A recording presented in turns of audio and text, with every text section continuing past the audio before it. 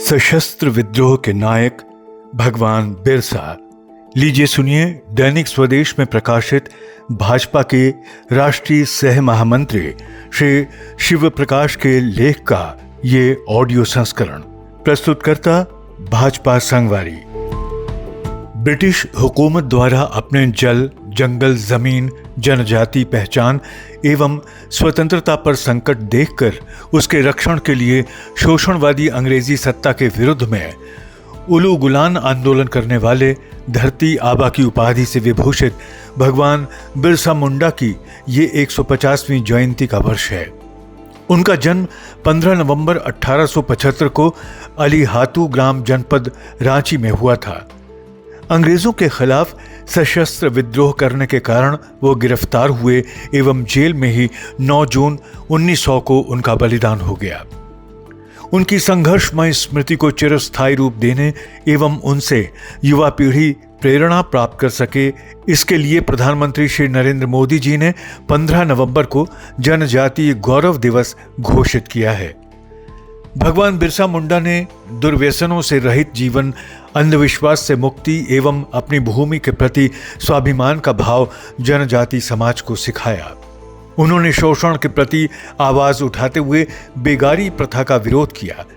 British सत्ता को लगान न देने का आह्वान कर उन्होंने उल गुलान आंदोलन को प्रारंभ किया। उनका नारा था, अबुआ राज अते जाना, महारानी राज टुंड्रू जीना, यानी हमारा शासन शुरू हो, रानी का शासन समाप्त हो।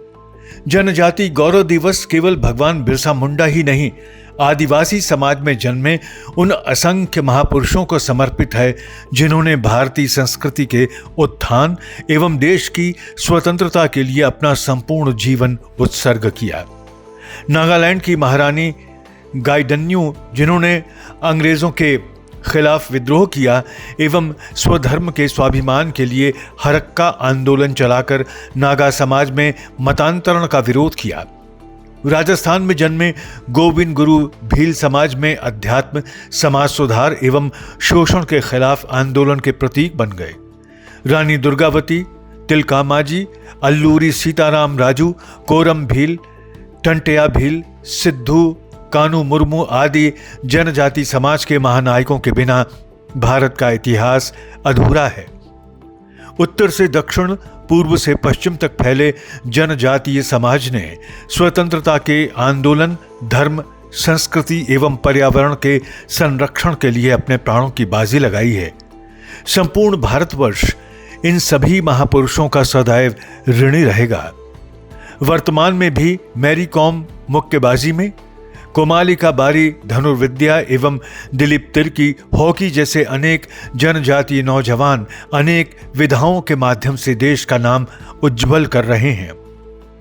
साम्राज्यवादी यूरोपीय ताकतें जब दुनिया के देशों में साम्राज्य विस्तार की आकांक्षा लेकर गईं, तब उन्होंने वहां के मूल निवासियों का भीषणतम नरसंहार किया। अमेरिका, ऑस्ट्रेलिया, अफ्रीका, न्यूजीलैंड आदि का इतिहास इन विभत्स घटनाओं से भरा पड़ा है।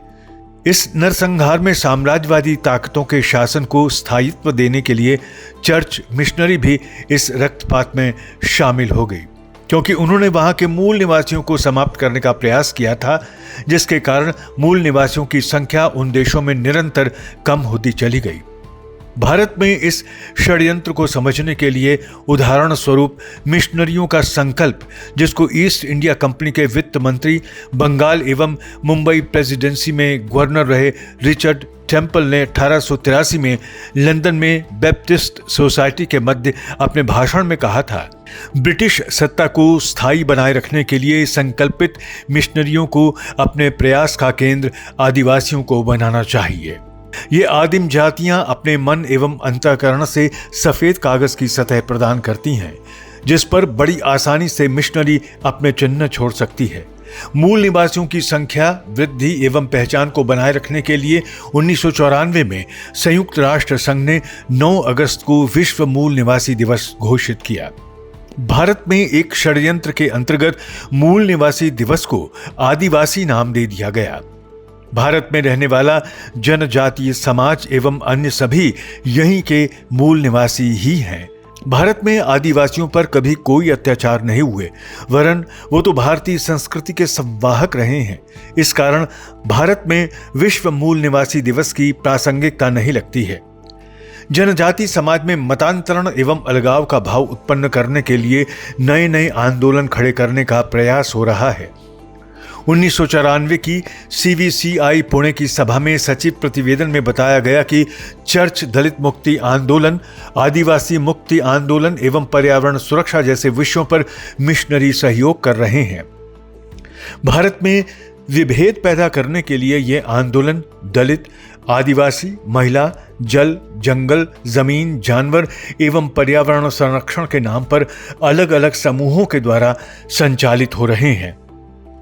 हम राम नहीं रावण के वंशज हैं, हमारे देवता महिषासुर हैं, हमारा धर्म अलग है, ये आंदोलन इसी षड्यंत्र का परिणाम है।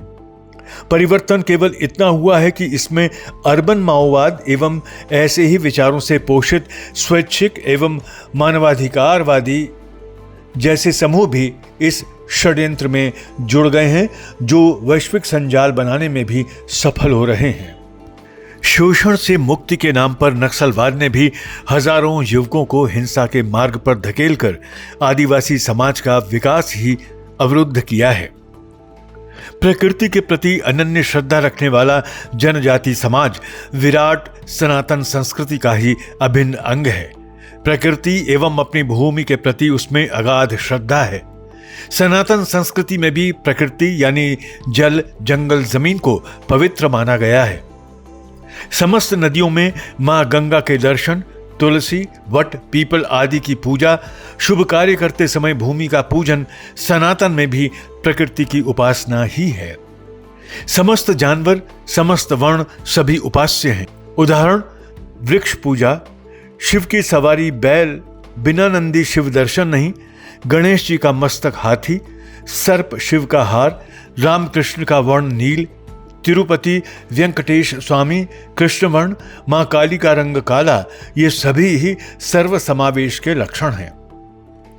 संपूर्ण देश को जोड़ने वाले भगवान राम का मां कौशल्या के माध्यम से छत्तीसगढ़ से संबंध, भगवान श्री कृष्ण की पत्नी रुक्मणी का मणिपुर एवं अरुणाचल से संबंध, द्रौपदी के 5 पांडव पति से जोड़कर जौनसार जनजाति में प्रचलित बहुपति प्रथा, थारू जनजाति में पूज्य पवित्र हल्दी घाटी मिट्टी एवं धार के महाराजा भोज से बुक्सा जनजाति से संबंध को कैसे विस्मरण कराया जा सकता है।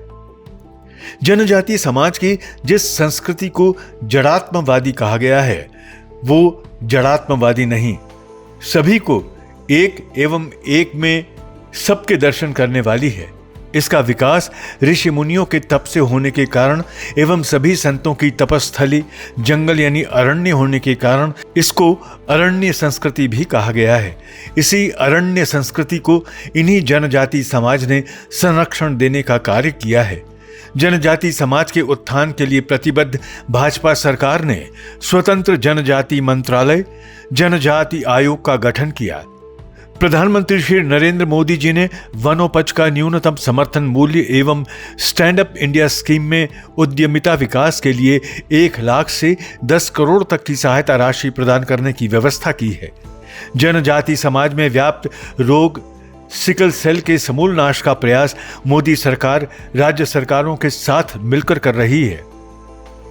देश की संवैधानिक व्यवस्था में महामहिम राष्ट्रपति श्रीमती द्रौपदी मुर्मू, अनेक राज्यों में महामहिम राज्यपाल एवं अनेक संवैधानिक दायित्व पर जनजाति नेतृत्व स्थापित है।